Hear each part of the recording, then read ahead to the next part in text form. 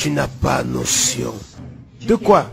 À quel point est proche le retour du Seigneur ton Dieu. C'est proche. Vous êtes la dernière génération.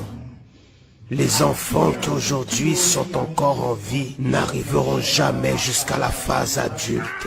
Oh, regardez. Regardez ça.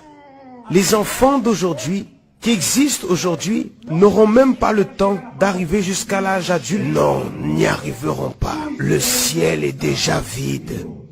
Les anges sont déjà prêts à sonner la trompette. Et ton Dieu est déjà prêt à venir chercher ses élus. C'est seulement vous qui ne pouvez pas le voir. Mais ses pieds sont déjà au-dessus de notre tête à chacun. Il n'y a plus de temps pour rien. Il n'y a pas. Donc tu es en train de dire qu'il y a 2 ans en arrière, tu as reçu cette responsabilité. Je l'ai assumée. Qui t'a donné cette responsabilité? Le Seigneur Satan. C'est lui qui t'a donné? Oui. Alors maintenant, je te pose une question. Destructeur de l'autel, je te pose une question. Prête bien attention. Tu étais où avant de recevoir cette mission? Où tu étais? Travaillant avec le peuple dans la rue, pour qu'ils ne réussissent jamais à voir l'église. Alors là dehors, tu étais déjà en train de travailler? Oui. Et maintenant, j'ai reçu la mission ici à l'intérieur. Et maintenant, tu as reçu la mission ici à l'intérieur? C'est ça même. À l'intérieur des églises? À l'intérieur de l'église. Et je suis le chef. Tu es le chef. Tu agis aujourd'hui à l'intérieur de l'église. C'est ça. Pour refroidir les serviteurs de Dieu. Ou bien tu ne le sais pas. Tu sais ô combien sont remplis le nombre de pasteurs qui ont quitté la présence de ton Dieu. En l'espace de 2 ans, j'en ai fait sortir beaucoup que personne n'imaginait. Que personne n'imaginait. C'est moi. C'était toi. Parce que je peux. Tu peux. À partir du moment où la personne cesse d'obéir à la parole du Seigneur ton Dieu, elle me donne de la force. La personne se détruit, la personne est détruite, non pas parce que je l'ai mis, non, mais par manque d'obéissance. Alors, ce n'est pas toi.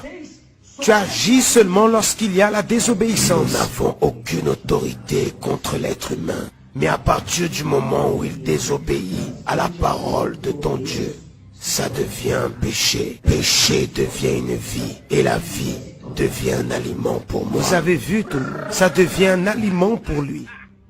Si j'aurais une seule opportunité, avec ton Dieu, je l'attraperai de toutes mes forces. Et toutes ces pauvres créatures ici ne donnent pas de la valeur à cela. C'est pour cela que je les prends. Parce qu'ils ne valorisent pas l'opportunité qu'aujourd'hui ils ont d'être avec ton Dieu. Donc si tu aurais une seule opportunité, tu la saisirais directement. Parce que je sais comment est là dans le ciel. Et je sais aussi ce qu'il y a là en bas. Je sais qui est ton Dieu. Là dans le ciel, c'est comment? Parle pour chacun d'entre eux. Comment est là dans le ciel?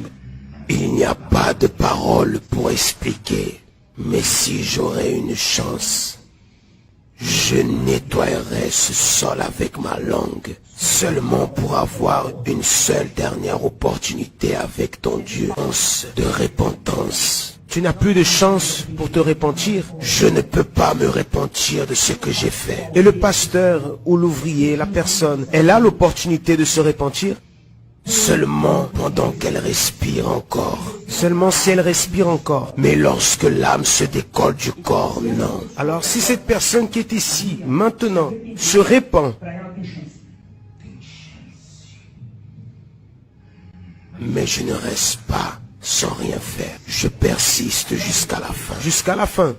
Mais s'ils se repentissent, se livrent à Jésus, changeant de vie, lâchant le péché, lâcher tout ce qui est erroné, elle en a encore. Quand elle se repent pour de vrai, qu'est-ce qui se passe avec elle dans ce moment de la repentance, qu'elle va à l'autel et se livre à Jésus? Qu'est-ce qui se produit? Automatiquement, toutes les entités qui avaient été envoyées pour la tuer perdent toute leur force et ils sortent des chemins de cette personne. Alors si elle prend sa vie et qu'elle la livre au Seigneur Jésus, elle est libre dans le même instant. Mais si elle le livre avec sincérité, parce que beaucoup livrent, beaucoup vont devant l'autel, pensant qu'ils sont en train de lui plaire, mais ils ne sont pas en train de comprendre que ton Dieu est assis au-dessus et il voit l'intention de chaque personne. Beaucoup vont là devant et demandent pardon pour leur mauvaise vie, mais avec l'intention de reprendre leur vie normale et commettre des mauvais péchés de nouveau. Et c'est pour cela que leur vie ne change pas. Je n'attache la vie de personne. C'est la propre personne par ses propres attitudes. Beaucoup sont en train de dire c'est attaché, mais lorsqu'ils sortent d'ici, ils font ma propre volonté. Quel est ton nom? Destructeur de l'autel. Destructeur de l'autel. C'est ça. Qu'est-ce que tu fais, destructeur de l'autel, dans la vie d'une personne? Qu'est-ce que c'est que ça, destruction de l'autel? Je suis celui qui est en train de travailler dans la vie de ceux qui servent ou qui ont déjà servi ton Seigneur, ton Dieu.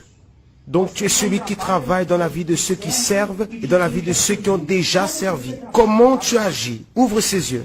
Comment tu agis? Le refroidissement. Plus encore. Le refroidissement.